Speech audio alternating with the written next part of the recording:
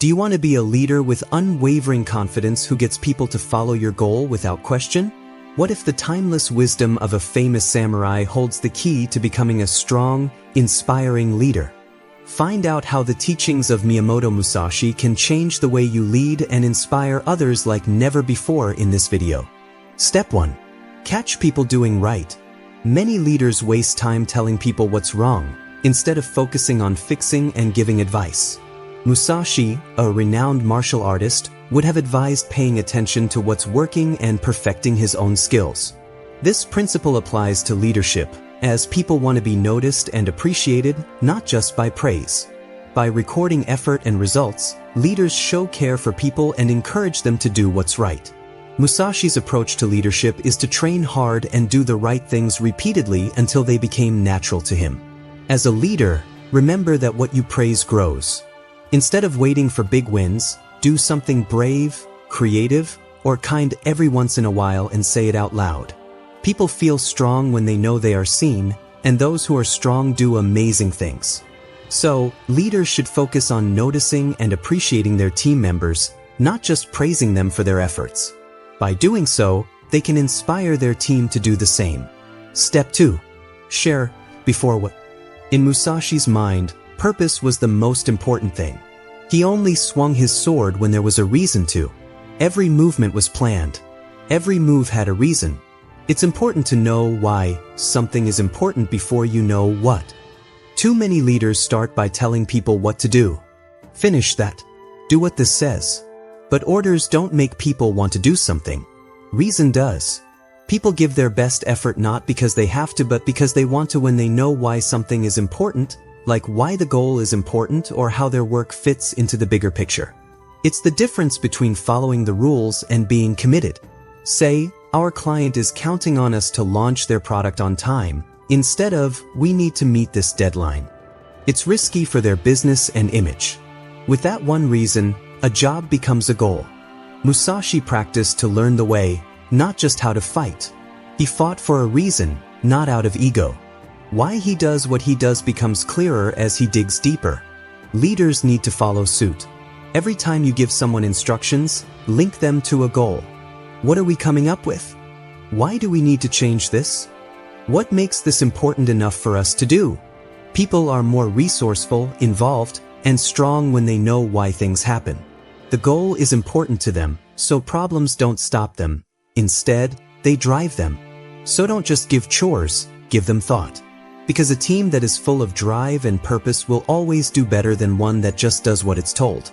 Step 3. Be the spark. People who were fighting Miyamoto Musashi could feel him when he walked onto the battlefield. He didn't need to yell.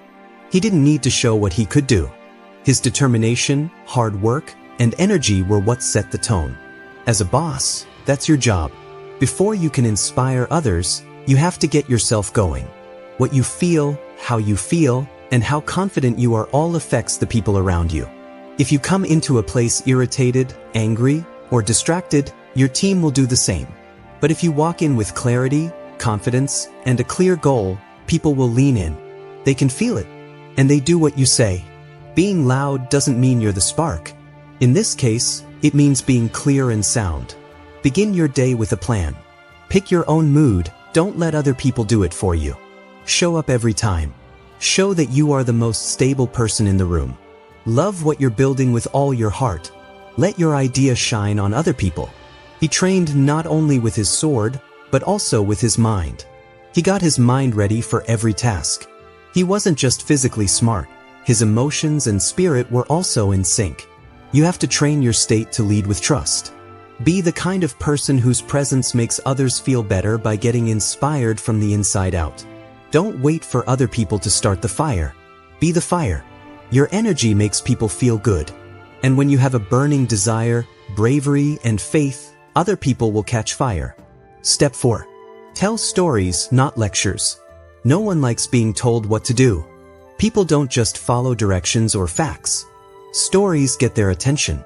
How to feel. To be clear, Miyamoto Musashi was well aware of this. His lessons weren't just facts. They were told through stories, tales, and metaphors.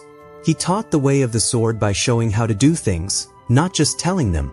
Stop preaching if you want to inspire and drive other people.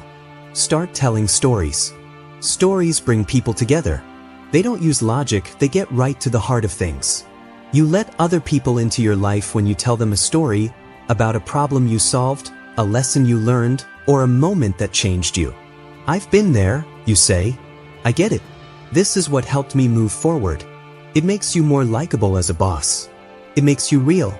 Instead of telling them to work harder, tell them a story about a time when they had to push through something and it helped them grow.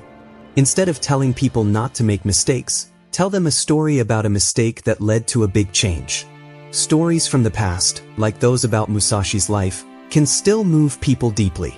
Imagine telling your team that Musashi never lost a fight, not because he used brute force, but because he planned ahead, was aware, and kept his cool. That story changes people, not just informs them. Great leaders can tell great stories. When they tell a story with truth in it, people start to listen. They remember. They care. So think about your trip. Save the times that really taught you something. Don't teach. Share your stories instead. Since information doesn't give you motivation, it comes from what it means. And stories bring meaning to life. Step 5. Give ownership. Give people the chance to do their best if you want them to. Miyamoto Musashi didn't direct everything. He didn't let other people decide what his path was. It was his training, his decisions, and his fate that he took full responsibility for. This is what strong leaders do for others. They make room for independence, duty, and pride. They are more likely to do what they need to do when they feel like they have a stake in it. Their question changes from, "What do you want me to do?" to, "What can I make?" When employees own their work, they become leaders to be. You can have more impact if you train other people to lead with you. So how do you give back? Assign tasks with trust. Don't just give people chores, give them results too. Tell them, "I trust you to lead this." Take it as yours. Ask for feedback. Ask them, "What do you think?" Or, "How would you do this differently?" Give up the power. Do not try to fix everything. People should be able to fail, learn, and grow. This makes you feel good. And faith makes things move faster. Musashi thought that the best way to get better was to take risks, learn from them, and control yourself. There was no need for someone to show him. He went into the unknown and found out what to do. Let your team have the same chance. People stop caring when they feel like they are just guests. They care, though, when they're behind the wheel, even if it's just a little. Revved up. Still alive. Owning something is the link between being motivated and changing. Don't just tell people what to do. Give them the power to lead. Because being a boss doesn't mean controlling other people. It's about letting them go. Step 6. Celebrate small wins. Miyamoto Musashi knew how important it was to make small steps forward. He trained hard all the time, doing small things over and over again until they became automatic.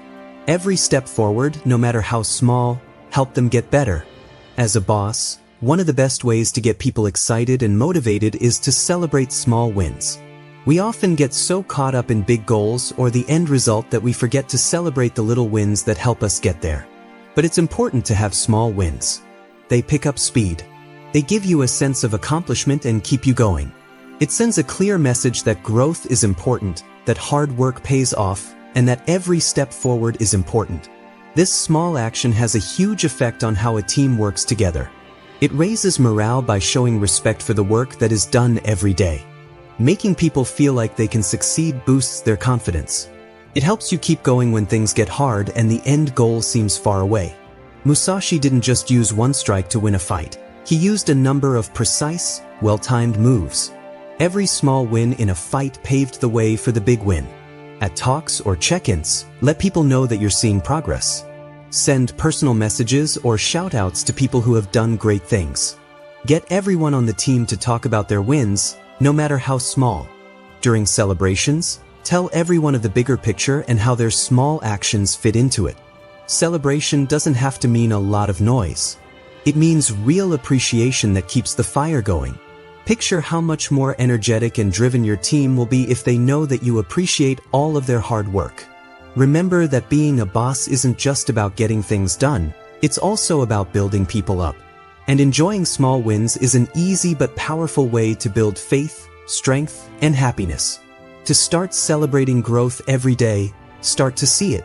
Everyone on your team will do what you say, and you'll reach new heights together. Step 7. Listen like you mean it. Miyamoto Musashi was a renowned swordsman known for his wisdom and understanding of others. As a leader, it is crucial to listen deeply and with a whole heart, not just your ears. Paying close attention to feelings, goals, and worries can make people trust you, find hidden tasks, and uncover untapped potential. This knowledge helps people make smarter choices, build stronger relationships, and prepare their team for success. Musashi stressed the importance of being aware of both clear and hidden aspects of a situation, which helped him predict opponents' actions, understand them better, and develop effective strategies.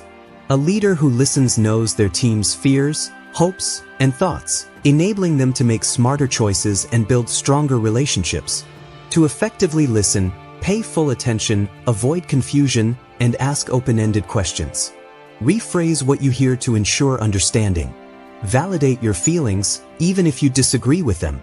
Avoid interrupting or jumping to answers, as people need to be heard sometimes. Imagine a workplace where everyone's opinion counts, where leaders listen to understand, not just answer.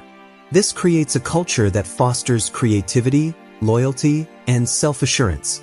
Musashi's teachings on listening, learning, and change are invaluable for leaders to stand out.